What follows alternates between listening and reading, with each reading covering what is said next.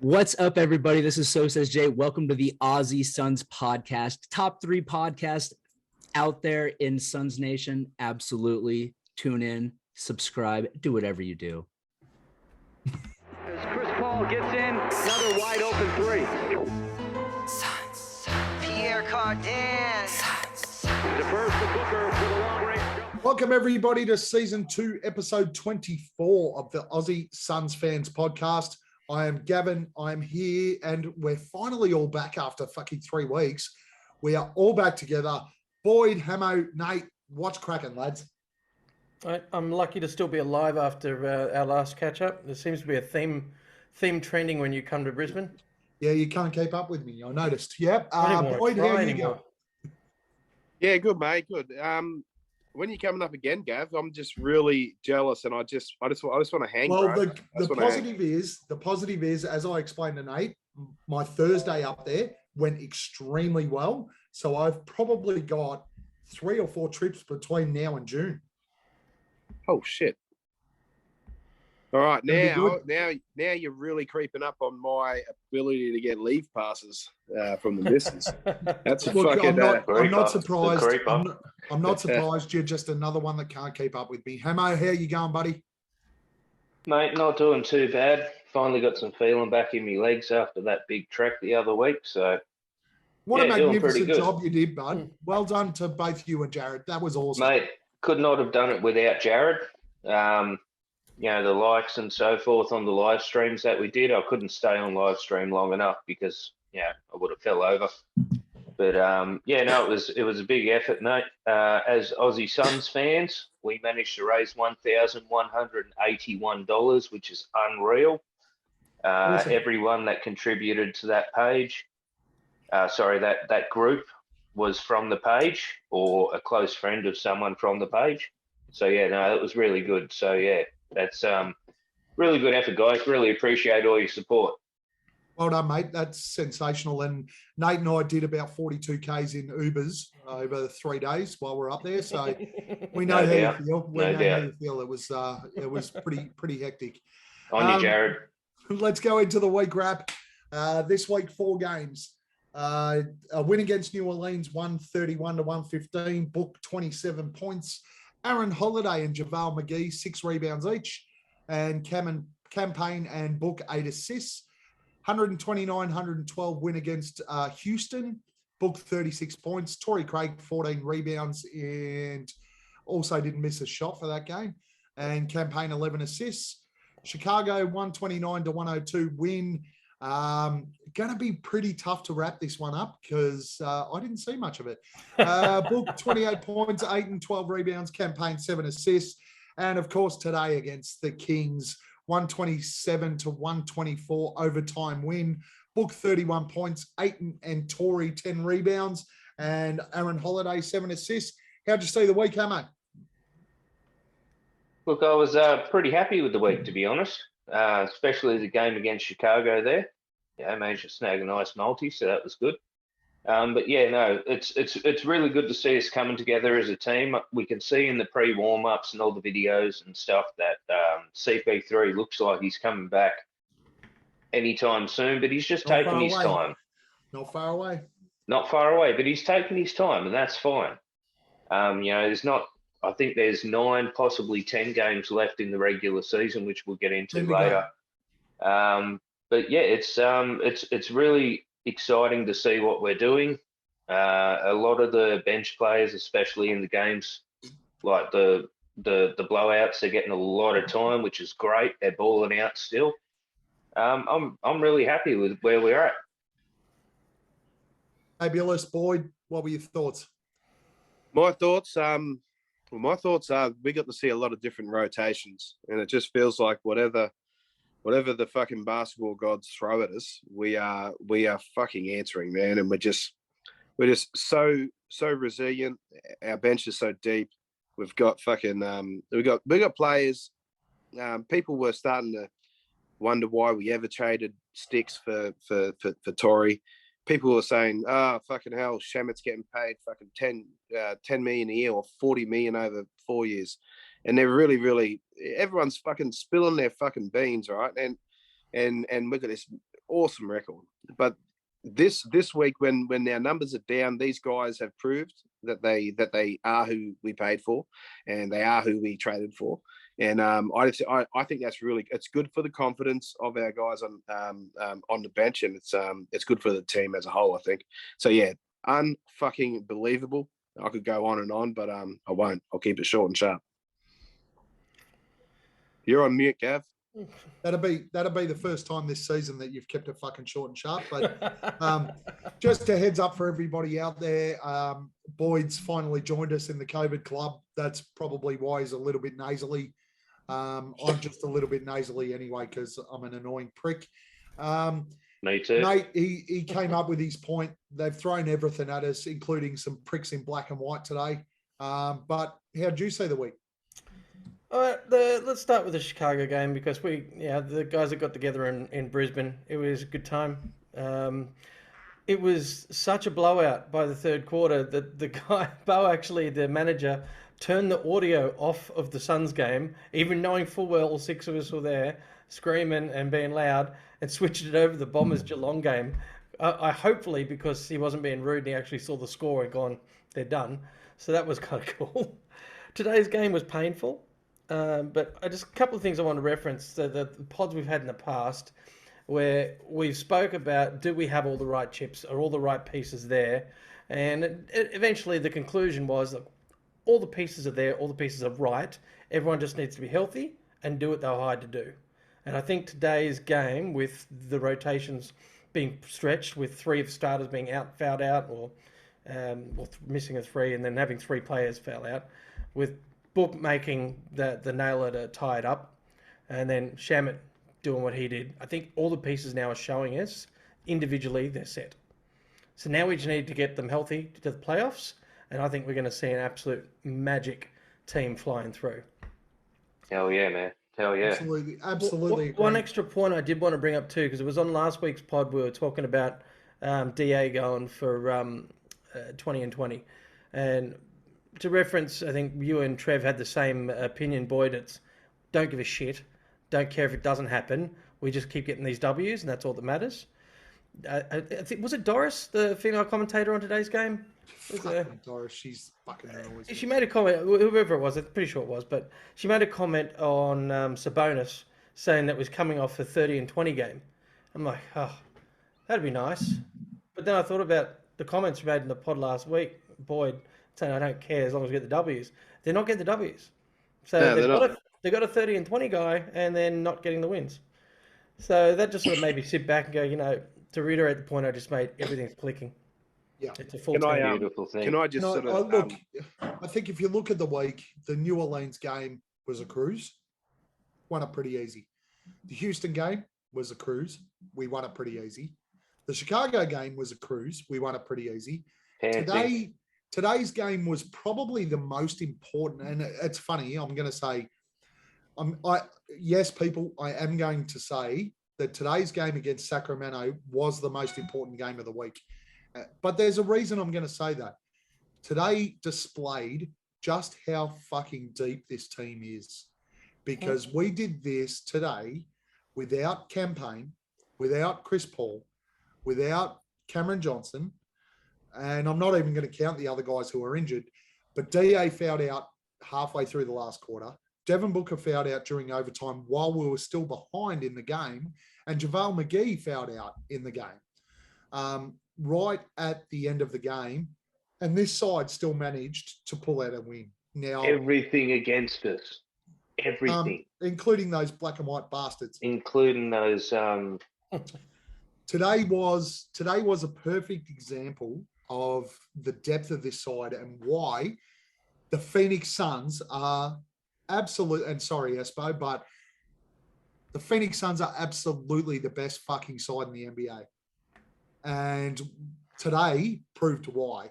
It does not matter that it was Sacramento, because our second string side beat Sacramento's first string side without De'Aaron Fox. That's effectively what happened today. And we just showed everybody there that the depth was there. And 4-0 for the week, absolutely sensational. But today's today I really enjoyed because we absolutely dug deep with what was our second string side out on the floor. And in cases, our third string side, because Alfred Payton played 18 minutes. I still can't believe he started. I know. So fantastic week. Let's move straight in. MVP of the week. I think this is the lay down misère, but I'm going to give everyone a chance because I cut everyone off 2 weeks ago. Let's go with you, Boyd, MVP of the week. Okay, honourable mention, Tory, for his little fucking pearler at 2 games. But yeah, deep book, man. Hey, mate. Gotta go with Book, man. Nate. Gonna be a clean sweep, Booker. NBA media. If Devin Booker is not in your MVP conversations, you're a fucking pack of absolute toss bags. This guy has been sensational all year. You all said that it was effectively Chris Paul that was dragging the fucking Phoenix Suns over the line and all of this shit. Our win percentage is 2% lower with Devin Booker leading this team. And that is including major pieces missing games in the same period. Devin Booker still does not get the credit he deserves. He was absolutely far and away our best player this week and an absolute deserving winner of the MVP of the week. So NBA media, pull your head out your fucking ass. Devin Booker should be in that conversation. You keep putting him at 7 or 8. I'm telling you right now, this bloke should be in the top 3 conversation right now. Defensive player of the week. Let's start with you, Nate. Bridges. Yeah, it's an absolute lay down. I mean, I wanted to actually throw JaVale in there just because I personally enjoyed watching him play this week. But I went to that whole line where I pulled minutes versus plus minus. And yeah, Mikhail absolutely killed it. And he played 50 fucking minutes today. Saw that. Fuck me. Boyd. Yeah, Bridges. It can't be anyone else. Hey, mate. The lock. It is Bridges, man. If we're finally getting the recognition that the Lord Almighty Stephen A. Smith is saying that Bridges is Defensive Player of the Year, well then, geez, he's at least got to be our Defensive Player of the Week. This segment's going to get real boring real quick. NBA media. If Mikal Bridges isn't the fucking Defensive Player of the Year, you are full of fucking shit. All right, that's all. Encouragement awards for this week, gentlemen. Get him. Hamo, let's start with you this time. Who's your encouragement award for? My encouragement award was for everyone that managed to get there to your Brizzy get together. Obviously, being down here in Shell Harbour, Wollongong kind of area, and not being able to walk for the last week, it made it hard for me to get up there. But to see that the fans up there, all the guys, I don't know any of their names. You know them all. I know Ezra was there. Ezra all the way from Adelaide. That's right. Except I'm very disappointed in Boyd had COVID, fair enough. But Josh Platt and Mitch, we're very, very disappointed in both. They both travel a fair way, though. I don't want to hear excuses. Mitch is as far away as Boyd is. Is he as far away as Melbourne? Oh, get off. But to round it up, everyone. Everyone that was involved in the Brizzy get together. To be there. Good on him. Everyone that got together in the Brizzy, get together. Good on yous. The encouragement award goes to our Phoenix Suns group, okay, in a whole, because more of this is just going to be better and better, especially when we get together for the finals this year and take that chip. Whatever place we are in is going to be lit. Damn fucking straight it is. Boyd? Mine's going to my boy Simon Connors for defending me against all you fuckwits, bagging me on the day. He told me on that call. He bagged you more than we did. No, he told me on the call. Oh, of course when he scored me, that you were bagging the fuck out of me, and he was defending my honor. Yeah. Then when we hung up, he went, "What a fucking dickhead." Yeah, you're not far off the I point. do actually recall Simon sticking up for you. I can't for the life remember why or what for, but he did at some point. Probably thinks I'm cute. Oh. Yeah. He needs to get in line, mate. Hey, Damn right he does. Nate, Oh, who's geez. your encouragement award, Mate, Nate? I'm going to give it to TC. There was no other awards left, and he needed to get something. So Nice. I mean, back to Very what nice. he did, and then the fact the way he's filling done in well, for man. Crowder's doing twisted well. his ankle again today, so there's going to be more minutes coming up towards the end of the season. That second unit's going to get a lot of run in those last few games going into playoffs. So there's my encouragement. Love it. Mine's, for once, I'm going to go the Boyd route. I'm going to go very serious about my encouragement award today. So I apologise, guys. But we need to get into this, and we need to get into it seriously. In June, the Phoenix Suns Aussie fans are going to travel to the US to enjoy everything that Arizona has to offer. My encouragement award today goes to Nate, and hopefully he learns how to drink by then. You toss jockey. All right, we'll move into the week ahead. 3 games this week. Thursday versus Minnesota, 11 a.m. Friday versus Denver at 12 p.m. So back-to-back Minnesota and Denver. 2 tough games. And then followed up by Monday versus Philly at 9 a.m., which is our road trip. So this is probably, let's be honest, our toughest 3 games that we have spoken about this season that are coming up this week in the week ahead, particularly because we are heading towards the end of the season. We're only, there's 10 games to go, and we're 9 games clear of second. So I just don't see why they would put a hell of a lot of emphasis on any of these games that are coming up, apart from the fact that we know how competitive this side is, and I've got zero doubt that they will be targeting the franchise record. So 3 games this week. We're going to go Boyd last because we know what's coming. Nate, what's your thoughts? I think it's going to be a very hard week. Not just the back-to-back, but the T-Wolves have everything to gain and nothing to lose. Also, the best record in the NBA since the All-Star break, the T-Wolves. Okay, didn't know that. Haven't paid that much attention. The Nuggets, well, after last year, they've always got everything to prove against us now. The 76ers are still trying to tell the world that James Harden was a good idea. So, and they're still fighting to stay in the top 4, I think, aren't they? So, shit, mate, there's got to be a loss in there somewhere. I just don't know where it's going to be. Get off the fucking fence and pick one. No, that's it. Move it on.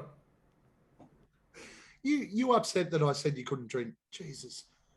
Am I? Yeah, look, I agree with some of what Nate said. It's definitely going to be a really tough week. The way that Cat's been performing lately, like he dropped that, was it 60 the other day, and 24 rebounds or something, I don't know. That's going to be tough. Let's have some context. Who did he do it against? Oh, I can't remember. The Lakers. Oh, yeah, well, that's a fair call. So we'll take that out of the equation. Yeah, we're going to beat Minnesota, right? Denver, look, Denver's always going to be fun, especially over the last couple of years when we've had that extra little bit of rivalry since the Nick McKellar Suns in 4. I'm pretty sure we made a rule that we were never going to talk about that fuckhead on here. Rules are meant to be broken, bro. Just Suns in 4. But yeah, also, sorry, what was that, boy? Nothing, mate. I don't want to upset the Godfather. No, that's all right. But yeah, I mean, Denver's going to be tough. You know, they've always had a bit of bee in their bonnet with us since the episode. Philadelphia, look, I really do not want to give them the time of day. I know Ben doesn't play for them anymore, but they really didn't get much of an upgrade. But yeah, all in all, going forward, it's not a great last 10 games that we got. So I think we need to strike as much as we can this week and just, do as much as we can, get as many wins as possible. Right. So what are we? 58-14. We need need to win 6 of the last 10 to beat the franchise record. Boyd, what are we doing this week? So I'm thinking that last game. Who's the last game against? Well, sorry not to cut you off, Boyd. No, you're wrong there, Gab. Sorry, it's 62 is the record. So if we're 58, we need 5. We need 5. I thought 63. Oh yeah, no, you're right. 62. 63 to break it. Yeah. Sorry, Boyd. Please continue. So 500 in the last 10 games, Boyd. So D'Lo and Cat, Book, they're all mates, right? So but look, I don't I'm fucking the Timberwolves guys. Remember where they fucking came from? I mean, they're on a bit of a spurt now. We're gonna fucking flog these cunts, and it's not gonna be pretty for them. So we're gonna fucking do that one easy. So they're on a 4-game win streak, and they're 9-1 in the last. Yeah. Oh mate, fuck, the sun shines on a dog's arsehole every once in a while. It's all good, man. It's all good. Hey, we got Denver. That it does. I fucking hope Jamal Murray is back from his G League warm-up games. It doesn't matter. He's playing anyway. As long as it's in the G League, it doesn't matter where he's playing. If he's playing, we lose. I hope he's on the court, and I hope we just fucking tower that prick. But wasn't there a Bleacher Report post saying he's not close to coming back? Not even close. He'll be lucky to. No, he wasn't close to coming on the. Is he actually in the G League, or was that a bogus report I saw? They've assigned him to the G League team, but he's still. I'm watching the wrong highlights. He's still. You're watching far too many Kim Kardashian videos, which is the wrong Kardashian, mate. He's not even close to coming back. I ain't giving any of them time of day. Sorry, bro. Keep. Not even close to coming back for the G League yet, but he has been assigned there. I thought he was playing. Bugger. That's all right. Yeah. Denver's a W, man. We've been there, done that. That's I'm not going to get into it. And that last fucking who was it again? Sorry, my mind's 76, man. Philadelphia 76ers. Harden had all sorts of troubles against us last time we played him. He's nothing like he was at the Rockets, and I don't think he ever since he went to Brooklyn and then went on to the 76ers. Why did he have trouble against the last time? Oh, Harden. Yeah. Oh, actually, did he even? We had everything to put against him. I don't remember any specific. I just remember. I'll tell you, it was 2 words. I just remember after the game making his shit. There was 2 words why James Harden had trouble against us last time. Mikal Bridges. Oh yeah. Most probably. Like I said, I don't actually remember. I know he missed a lot of threes. His field goal percentage was shit, but yeah. Look, I enjoy watching that prick fucking go just decline, and cunts keep offering him big fucking money. He's probably going to get another max, and he's getting caught out everywhere. So, yeah, I think we're gonna have 3 good wins, guys. Good wins. What about all the outages? So, are you taking into account the fact that we haven't got the cams? We're probably going to be without Jay. I mean, I know we've got depth, but I mean, you're missing a big portion of the rotation. I predict Cam Johnson's going to come back in this spread of games at some stage. I think. I suppose I've just really liked the way that this second unit has stepped up, and they're all fighting for that 9-spot rotation now. They're playing with a lot of fucking a lot of hunger. I just really like it, and as long as we have you look at Mikal Bridges this week has really stepped up. He's playing like a second man and like a second go-to fucking top dog. He's hitting 26, 27. He's putting up good numbers. He's really, really stroking that mid-range. He's just getting to the top of the key and just fucking floating in the air, man. He's fucking becoming a special offensive threat. And I think with him, very good two-way player, man. Him and Booker and DA, with all these guys playing their ass off around him. Man, I think I mentioned it in the chat. He reminds me a little bit of a younger Kawhi Leonard, the way that he sort of hangs and just sort of drops that mid range. And he's long and he's defensive, and even his numbers, man. But anyway, it's Yuck. Kawhi. You could say anything you like about that, hey mate. Kawhi Leonard is a fucking animal. He's an animal. Was. But both ends of the floor. Was. We don't know. We don't know, and we haven't seen him for 2 years. He hasn't played like. But he the last game he played, he is and was an animal. And it's a really good comparison. I like it. Apart from the fact that Mikal Bridges does smile. Just to quote Kobe real quickly, he didn't want to be the next Michael Jordan. He wanted to be the first Kobe Bryant. Now, I do not want Mikal to be compared anywhere, nowhere near Kawhi Leonard. It's terrible. It's disgusting. If Mikal Bridges can be compared to Kawhi Leonard, I would be very pleased. It's a good problem to have. Paycheck, Isn't it a good problem, boy? and good smile when they actually smile, but no, I'm sorry. Well, guys, our fringe players, I believe, are stepping up at the perfect time. We're talking 9-man rotation going into playoffs, and that's why I think, even with our injuries, Nate, that we will get these teams and get them good. And everyone's going to keep posting this shit up on social media saying, oh my God, Devin Booker is fucking leading this team to this without Chris Paul, and he's shooting this percentage without Chris Paul. And fucking, it's going to be fucking great. We'll keep rubbing it in the national media's face. It'll be beautiful. All right. Rub it in. Move it along, Gav. Okay, so personally, I think we'll drop the Timberwolves game. Mainly because Cam Payne, Cam Johnson, Jay Crowder will likely all miss that game, at least that first game. Our efforts on a back-to-back are usually like peak. And we only have to look at the Chicago game on the weekend. Like, my God, we were good.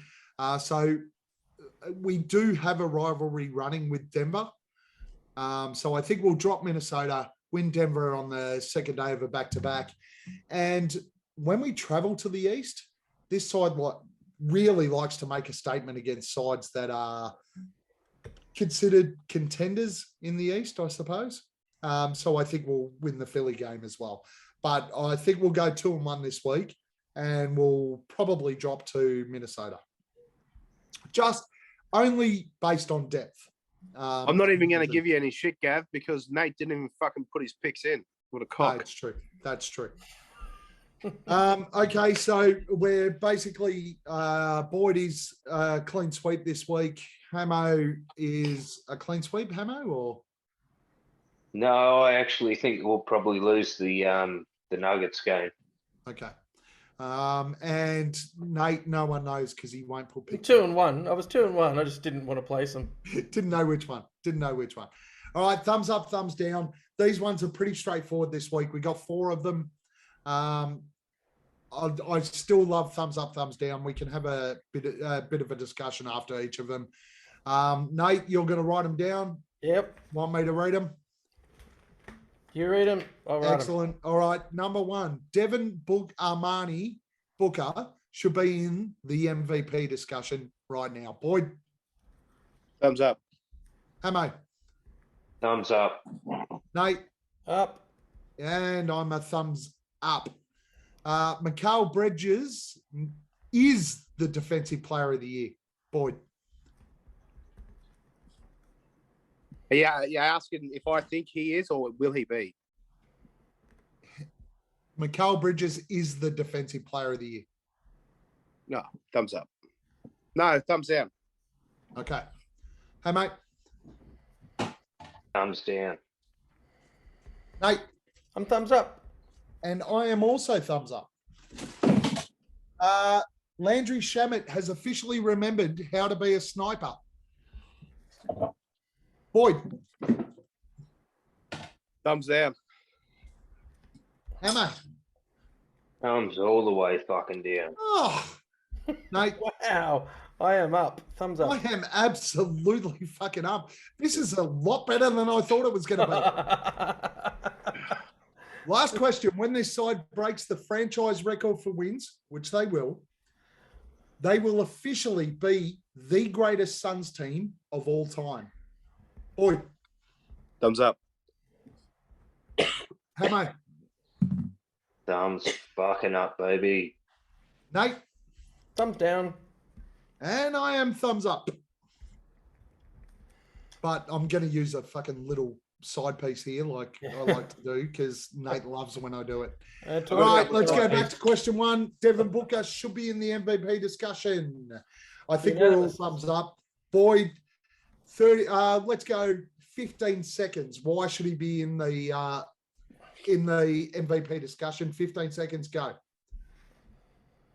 Because he's right now the best player on the best team in the NBA, Gavin. Excellent, Boyd. Hamo, 15 seconds, go. Devin fucking Booker. Very good, Nate. The media's had piss weak definitions of the MVP for so long, and they always fall back to what Boyd has said about best player on the best team when they can't figure it out. And you know what? He is. Agree. Best player on the best team in the NBA. And fucking 3 years ago, you fuckers, especially in the NBA media, you told us that Devin Booker's stats were empty because he was on a losing team. Now he's on a fucking winning team and he's not the MVP. Fuck you. That's the big problem, though. Mikal Bridges is the defensive player of the year, Boyd. Yeah, well, Boyd and Hamo both went down on this. So who was down? Both Boyd and Hamo went down on this. Okay. Well, hey, I don't know about Boyd, but I didn't go down on no one. It's again with the sleeping pills. Boyd, why are you thumbs down on this? Who's beating Mikal Bridges for the defensive player of the year? I think Giannis.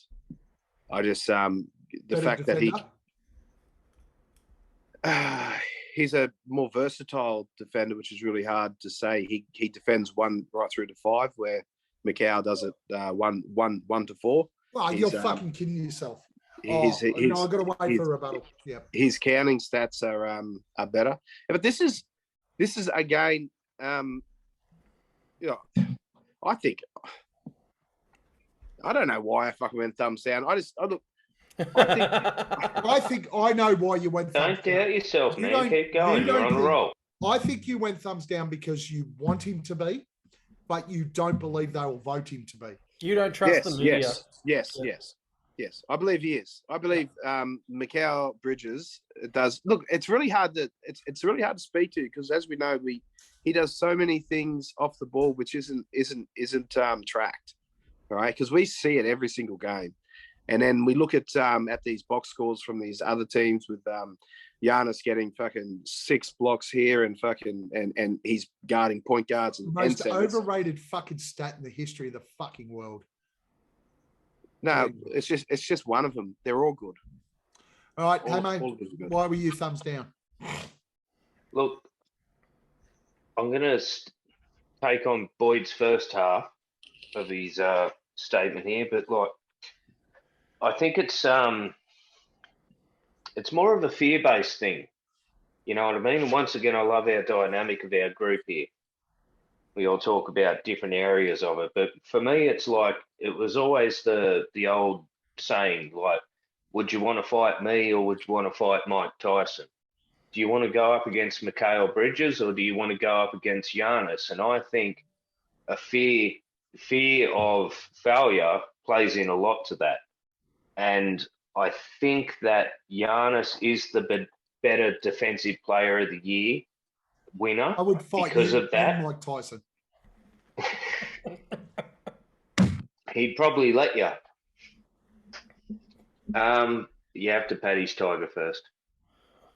And but no, seriously though, I think Mikal Bridges next year will seriously be in the category. And just to be clear, I've had money on Mikal Bridges all year to be defensive player of the year. I got him at $45 or something. You know, it's ridiculous. So I really hope he does, but I think just now, I think that, you know, we always speak about voter fatigue and all that kind of stuff, but I think Giannis is going to end up with it, unfortunately. Nate, Mate, I'm going to back this straight off the evidence from my last one. Why Book was the MVP. He's the number one player on the best team, and the media is finally starting to echo this. They cannot acknowledge him being the MVP and then not acknowledge Bridges for being the best defensive player in the same scenario. I reckon they've got to set the definition at MVP, and they've got to follow that through with defensive player, and that's why I think he is. They can, and they probably will, man. That's a sad part of it. he's starting to get national media attention. They are now screaming from the rooftops that Mikal Bridges is the defensive player of the year. Now, I didn't mind what Hame said, and I don't mind your overall thoughts, Boyd, because there is a little bit of grey area there where your biggest fear is that they just won't give it to him. But one of your comments was Giannis can guard the 1 to the 5.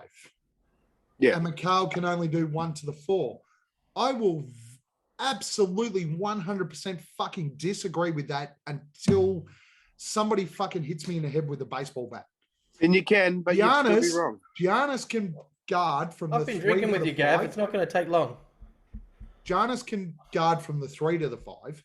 If he gets switched down on a guard, he is fucking lost. And Ja Morant and even Chris Paul have made him look fucking stupid in that situation. I'll agree with that, unfortunately, but yes. Mikal Bridges has gone and guarded 5s. And not only that, on this pod, we have sat here and gone, fuck, he's been switched on to a center. Philly, the first time around, was the perfect example. In the stretch, in the last 5 minutes when the game was tight, Mikal Bridges got switched on to Joel Embiid 3 times and stole the ball twice. He is by far and away the best defensive player this year. The media is starting to realize it, and Monty is starting to fucking trumpet that from the rooftops. Look, he's an absolute lock for all NBA first team. Absolute lock. Even Al Horford would vote for him. He has to be the best defensive player this year. And there's no yeah, so fucking Ja Morant's gonna blow by anyone in the league. Right? Do you know what? No, give me a fucking hold on. Give me a Fred Van I want to Vliet. respond to that now though. He did not blow by Mikal Bridges. No. Didn't he? No. But then again, you can't show me a fucking you can't reference a small ball lineup that the 76ers were playing where Mikal defended a center and then say that he's going to do the same thing against fucking a Jokic or a fucking all these other guys. It's just he's not on to Jokic. He's not physical. He's not big. He's not a big enough. He's body not going to play every play. Who did they have? I know that, Gavin. Well, clearly, what I'm saying is that don't, Boyd. Mikal, when we lost to the Raptors the other week, hey, who was Bridges playing on? Who was he defending? Siakam. I'm starting to make myself feel sick lost. arguing Giannis over Mikal. So let's just stop because I'm feeling really dirty. In the same segment, we went blown by and down on. So just wrap that one up. Gonna need a shower after this. I clearly think that Nate and I won that argument, and you two are dickheads. There we go. Landry Shamet has officially remembered how to be a sniper. And I believe that Hame went thumbs down again. So the boys at the bottom of the screen can explain themselves again why the Landry is not meeting your expectations. Would you like me to kick off? You can kick off, Boyd. Actually, let's give Hame never forgot. He never fucking forgot. Boy. If you want me to go first, he flipped. He jumped you're to the going to other be the side. smarter one. He was just down on confidence, boys. He jumped to the other side. Good on you, Boyd, for keeping that one interesting. He pulled a you, Gav. He pulled a you. Guys. He went through a massive patch where he wasn't getting fuck all reps. Give him a fucking break. And now he's back. And I have been a big fucking supporter of this guy when other cunts have brought him down. And I think he is what he is. I think he always has been that guy, and he's got a bit of confidence and a few reps, and he's doing it again. So what's he doing? 42% since All-Star game from 3? I haven't looked at it since All-Star game. I had a look at it. They mentioned it today. He was like 42% since All-Star game. Wow. Yeah. There you go. He keeps going clutch like he did today, though. Like, hey, the that floor's was yours. fucking The floor's yours. Do it. And Tory looks so awkward getting him the ball, but as soon as it got to him, boom. Hey, what about that one that he missed right before he came back and hit that 3 to put us ahead? Yeah. Was it that he missed one from the corner, and I'm just like, and it was quick release, and I sort of went, shouldn't have done it. Yeah, I know. Fucking just drained it. We should have gone to Hamo first because he's going to fucking go off the back of you here, boy. Yeah, he was on the fence too. Why is Landry Shamet not officially remembered he's a sniper? Where the fuck has he been for the last 2 months? Oh no! Oh yeah, here you go. Seriously, that's nice. Hey, it's like all your other like. Oh, Melo's back. He scores 6 3-pointers. Nobody here said Melo's back. No, but I'm just as an example. You know what I mean? Like, oh my god, he scores 6 3-pointers, and it's like, holy shit, he's the greatest thing since sliced bread, or since Marty Booker. Where he's been? Look. All right, you want to know his numbers over the last few games? Okay, and I'll bring him up. I've got him here. Since All-Star game. Tell me All-Star game. And while you're looking at while you're looking that up, 5 here. The last couple of months, where he's been is he's just fucking come back off of an injury that sat him out for a couple of months. That's where he's been. What injury? He wasn't. Was it his ankle, or he wasn't a wrist guy? He was an ankle guy. He stood on Cam Johnson's ankle. He was out. He was out. Genitalia related issue. No, like but pre that, or something. Boyd. In fairness, pre that he was fucking terrible. Shut up, Gav. But the question right now was: is he a sniper now? And right at this moment, he's remembered. This is what he's done over the last few games. Okay, let's go. This is what he's done over the last few games. Now, I'm going to start at the latest one, which is going to support your guys' arguments. But I'm going to bring it back down to the last one, like the furthest one away from the Lakers. Okay. So he did 21 points against Sacktown today.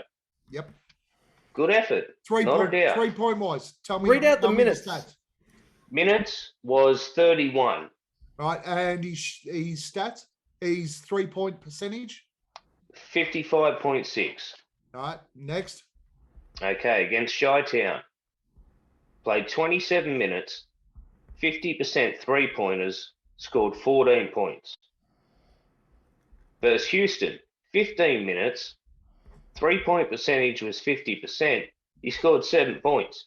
And then the last 2 games preceding that was New Orleans and Lakers, and he got 6 points each. He is not a sniper. No. Go back and give us the 3-point percentage in minutes. In the last 2, okay, sorry. Last 2, he had 20 minutes against New Orleans and shot 3-point percentage of 40. 15 minutes against the Lakers and 50% 3-point percentage. You just lost your fucking argument, Hamo. You lost your argument. Why? 55%, 50%, 50%, 40%, 50%. The leading NBA 3-point shooter at the moment is 41.7%. You've just given us 3 games where he was over 50% from the 3-point line, and 1 game where he was 40%, 1% less from the 3-point line. He remembered how to shoot threes, which is why we bought him in. Yeah, okay. Guys, that's an average of 49.12% over the last 5 games. Which would put him in front of the rest of the NBA, in front of the rest of the NBA by 8%. Do you want the honors, Gav, or can I? You can go. Hamo, you're a dickhead. Go for it. Stand by it. I do. Landry Shamet. Landry Shamet. Landry Shamet has finally now worked out what his role is in this team, which is to hit baskets at the rim on a penetration as a backup as a backup to Devin Booker and to make sure he hits 40 to 50% of his three-point shots. If he can come in and do that, because a month ago we sat here going, honestly, our bench is fucked. Shamet has come in off the bench and fucking laid it out. And he has laid it out since All-Star game. He has been fucking brilliant. And let's be honest, I'd still rather Landry Shamet handling the ball as a point guard than I would fucking Alfred Payton even getting on the floor. He was doing That wasn't today, the question. towards the end. No, end of but the game, wasn't he? If that wasn't the question, Hame, we wouldn't sit here and go, like you just said, he hasn't worked out he hasn't worked out how to be a sniper again. But then you also said 5 games isn't enough to call him a sniper. it's more than 5 games. You can It's say that if more you than want. 5 games since the All-Star break. He is over 42% since the All-Star break, which is a better three-point percentage than Cameron Johnson. Mate, he is the Suns' best three-point shooter of all time now, according to Gav, because he's shooting better than Cam right at the moment. Actually, funny you should mention that because 2 games ago, when Torrey Craig went 3 from 3 from 3, he was actually the best three-point shooter in Suns history in Gav's eyes. Here's Gav's eyes, yeah. So it's As soon as I hear the name Landry Shamet, I automatically get Danny Green vibes. Oh, come on, man. He's better than Danny Green. Okay, I don't even know where to go from there. Let's How about the next one? Let's end the pod now. When this side breaks the franchise record for wins, they will officially be the greatest Suns team of all time. Hamo, we're going to start with you with this one. Well, everyone went. Thumbs up at me. Yeah, you're first, mate.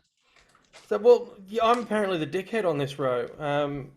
And I was, you got to go black or white. My response was no, because I think there's a few things we got to tick off first. And what did I say? I'm gonna pinch a little bit of a what do we call it? You were going with side piece. I think you called it. I want to see a little bit more. Like we had the best team that we all think we've seen is the '93 team. And they had an MVP in the season that they didn't win the chip. So I'm thinking if we don't have to have the MVP, but if we get back-to-back finals appearances, and with the way this team has performed with Booker at that MVP level, I think that's enough for me to say greatest Suns team of all time.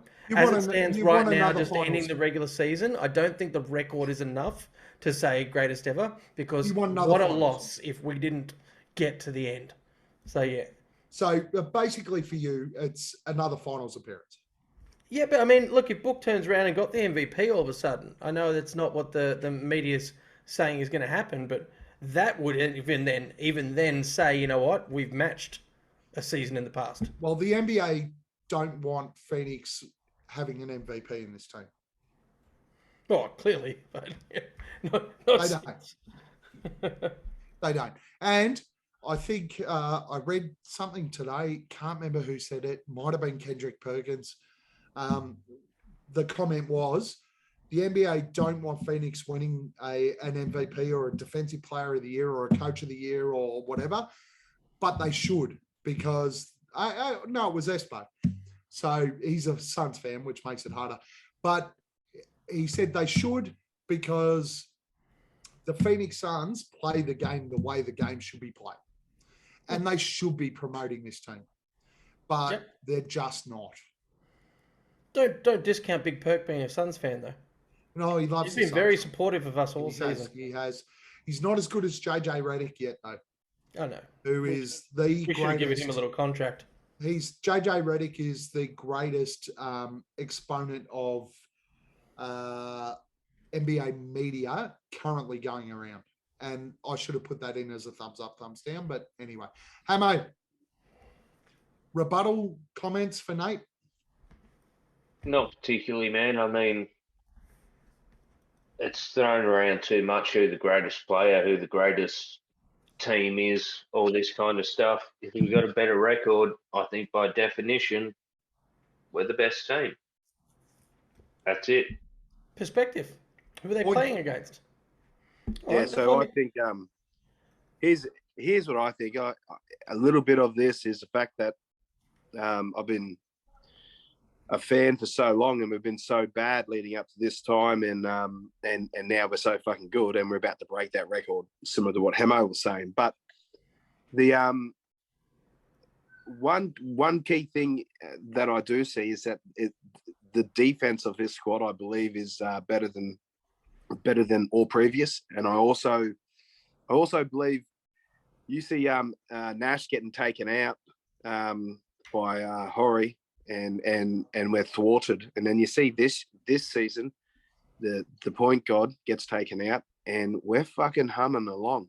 We're going really good. So when you speak to a team, I think that speaks really highly of this one. So different though when different though when Chris Paul gets taken out in the regular season by Houston, and he's going to be back for the playoffs, and Steve Nash gets taken out by Robert Horry in Game 6 of the fucking NBA.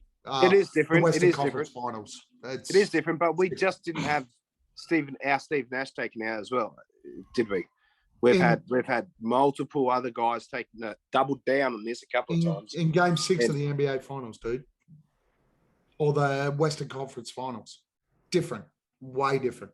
Oh, Extremely hard to compare errors and players and all that kind of stuff, but purely numbers. Gav, let's not worry about look. We had injuries in last year's finals. All right, and the same thing happened this year. Keep in mind, I'm in agreement with you here. I think this is the best Suns team ever. You just got to look at. You said it yourself a few fucking minutes ago. We played great clutch basketball with third stringers. Yeah. So I'm in agreement with you here. Like, I've never seen a Sun side that is this good in the clutch. The 7 seconds or less teams, how many NBA finals did they appear in? 0. Our 93 team, which I still considered the best Suns team of all time until 2 weeks ago, appeared in 1 NBA final series and got beat by Michael Jordan because he's a piece of shit. Actually, no. Michael Jordan is not a piece of shit. John Paxson is. Yep. But honestly, this side played NBA finals last year when nobody gave them any chance whatsoever. Yeah. And what happened? The media turned around and went, everybody had injuries. The Lakers had injuries. Do you want to know what's happened this year when none of those fucking sides had injuries? The Phoenix Suns were already fucking 10 games clear of 14 games clear of the Lakers before fucking Anthony Davis hurt himself. The Golden State Warriors, we were 6-7 games clear before Draymond hurt himself. Honestly, this is a side that has come off the back of an NBA Finals appearance and is now the best side in the NBA by 9 games. 9. Hoorah. We have never, ever, ever had a Phoenix side that has been this dominant as what we've got now. So you asked me this question 3 weeks ago, I still would have gone with the 93 team. But as of right now, this team that we are watching is the best Phoenix Suns side we have ever seen. Ever. Now, some shit can go wrong and we may not make the finals. Touch wood that shit doesn't happen. But reality is this is the best Phoenix Suns team I have ever seen. And I've been watching since that KJ era. And they were the best Suns teams that I'd ever watched. 7 seconds or less, 93 teams. They were the teams. This side's better. Agreed. Well, that sounds like a perfectly positive note to finish up on, Gav. We have one more thing to address before we finish up. Damn. Trev brought this up And I thought it was a great topic to talk about now. And then Boyd reminded me because I forgot. Going into the finals, generally, rule of thumb is you have 8 or 9 players that play in a rotation. What I wanted you guys to do in, let's go 3 minutes each. How is our finals rotation going to look in 10 games' time? And I'm going to start with you, Boyd, because you reminded me of this. Okay. Given Cam Johnson obviously hasn't supplanted Jay Crowder yet in the starting lineup, I'll go on the premise that Cam Johnson's still the number 6. Cam Payne, number 7. So I've got 2 more players. I've got a guard. I think it'll be Landry Shamet and JaVale McGee. Okay. So you think come finals or playoffs as a whole, that's our entire rotation? No, well, it never plays out like that, Gav. You've always got spot lineups. Everyone's fit. Everyone's playing. That is our final rotation. As far as I can see right now, yes. And I'm just doing some math, and I don't see any way we trim it to a 9-man rotation. I agree 100%. I mean, it's at least 10. It's at least 10 without giving minutes to Aaron or. And Biombo. I think it's 11. Yeah, it's at least a 10-man rotation because you got Campaign, hang on. TC, Cam Johnson, McGee off the bench. Hang on. This is a practice to go off of a traditional 9-man rotation. So we're going to do that. It's not. That is not what we said. I said to you, I said to you what you think our rotation go will play look like. fucking marbles with someone else then. I said to you, moving the fucking goalposts. Hey, I didn't move anything. You did. I said to you, over there now. What do you think our finals rotation will look like? Now you just went, we only ever have 8 or 9. No, you said 8 or 9. I said in the message pre-pod that the word is that we're going to narrow it down to a 9-man rotation. Should we have a discussion about what we think that fucking looks like? Now you've come in and you're fucking going to throw out a fucking curve. No, the first thing I think is I disagree with what Gav said, so I'm going to fucking tell him. I said to you, what do you think our rotation looks like? No, you fucking. It's not my fault you don't listen. I still can't believe it's not butter. You've changed it up. You've changed it up. I just said to you, Gavin, what do you think our rotation looks like? Stop fucking changing it. You changed it right at the last minute. You're done. You're cut. You're cut off for the rest of this. Am I? I'll go another way. How many do I need to get rid of? 2. I'll get rid of Peyton and Shamet. Whoa. Damn, we've already gone past the dickhead segment. All right. So when we get into finals rotation, and Boyd, I know you got upset, and it's mainly because you decided that we only needed 9. Generally, the rule of thumb is that most sides in the playoffs will play a 9-man rotation. Absolutely agree with you, Boyd. Absolutely. I don't think the Phoenix Suns will play that way. I think there's 2 guys. If we are fully fit and the foul situation doesn't hit us like it did today, and we don't get cheating referees, there's 3 guys that won't be in the rotation. So I'm kind of leaning towards Hamo here too. Three guys that won't play minutes. I will screenshot our conversation in the fucking chat. Okay, screenshot. And then tell me how you screenshot whatever you like. My question when we got on the pod was, how do you see the Suns' rotation? Just what I think. We're keeping this to an hour. Yes, thank you, Gavin and Boyd, for the awesome amount of editing required at the end of this. That is literally the end of the agenda, my friend. That is the end of the agenda.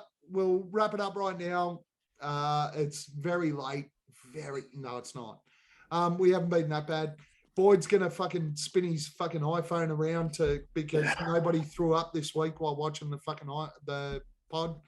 No one got epilepsy. No one Nobody got epilepsy. decided to take a little car drive in the middle of a pod. I will admit I didn't watch the pod last week because without me and listening to me, it's not worth it. But outside of that, Boyd, last comments. Last comments. We're in a really good spot, boys. It's just get into these playoffs and let's keep the pressure on. Lovely. Hamo, last comments. Just to echo what Boyd said, let's keep pounding. If I can, I want everyone to get out there in Aussie Suns fans land and check out our boy Pierre Cardin. He's doing a bit of promotion. It's starting to take some traction for us in the US there. I'll post all his social handles in the next thing, but he's the guy that did our intro music. So let's give him a good shot and hopefully he gets on stage soon at Footprint. Very nice. Nate, last comments. I'm really excited by what this team's going to look like injury-free.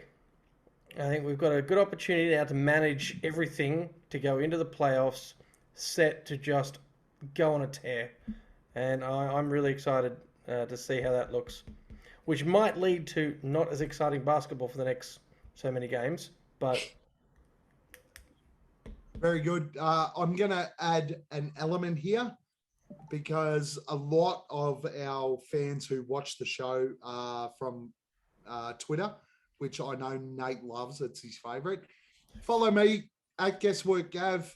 Follow Boyd at... I don't even know. Buds 83. At Boods fucking some shit. Something like that, yeah. Follow Nate at Nicky's Falcon. I mean, there's nothing to follow, so sure. Okay, and follow Hamo at... Sir Hamo. And most importantly, follow us at Aussie Suns Fans on Twitter. Follow, like, which is subscribe, just you anyway. Which is just me. Follow, like, subscribe. On that note, we like to give each other a spray, as this whole pod has shown tonight, and every other one for that matter. Why don't you little Twitter sphere of people with opinions give us a spray? Give us some new content. Fuck yeah. Give us a spray. Give us something to talk about next week. If you sat here, you're still at the end of this, and you're watching this, I agree with Nate. Get on Twitter and give us an absolute bake Aussie style. Hell yeah. Get into you've it. Heard us for the last couple of weeks, so tell us how fucking big of dickheads we are. Get on and spray us on Twitter. Let's engage, guys, because we're just about to head into the greatest phase of Phoenix Suns basketball. And when we get over to the US, we're more than happy to stand outside Marley's and chant. Love you guys. We'll see you for the next pod next week. Check out some Pierre Cardin. See you guys. What's up, Aussie Suns fans? This is, I would say, top 3 podcast out there. The Aussie Suns Fan Podcast. This is terrible. I'm sorry. What's... It's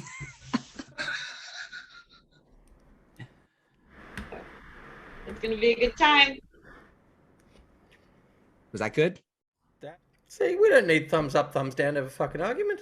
That's No, I'm telling you right now that on Well, our then Hey, an excuse. well, no, don't slightly change a couple of fucking words after we agreed on something before the pod, and then fucking slightly change a couple of words, and then fucking. I didn't slightly change anything. I just said to you, how does the rotation look?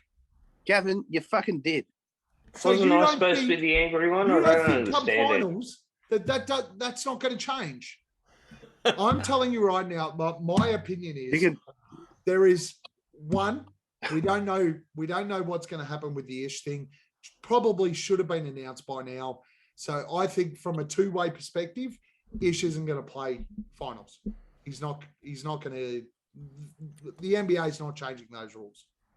What about Iffy? Let's just change the whole He's fucking. two-way. Let's He's just two-way as change the well. whole. I just basis of the said question. I just said two-way. Let's talk yeah? about two-way players that have the best chance of cracking the 15 rotation. That's kind of like what we were talking about. We may as well keep changing shit up right at the last. Okay, well, let's change it up. No, let's not. That's Let's for just next fucking move week. on. Let's just two-way move. players.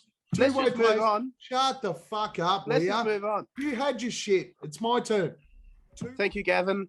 Everybody else will. Carry on, boys. No, leave it all in there because I'm going to put the fucking screenshot up. Oh, good for you.